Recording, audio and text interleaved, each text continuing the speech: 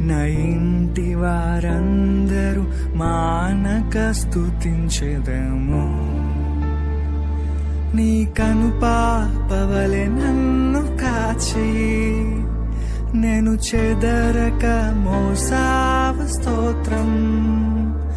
నీ కను పాపవలె నన్ను కాచి నేను చెదరక మోసావ స్తోత్రం. ఎబినేసరే ఎబినేసరే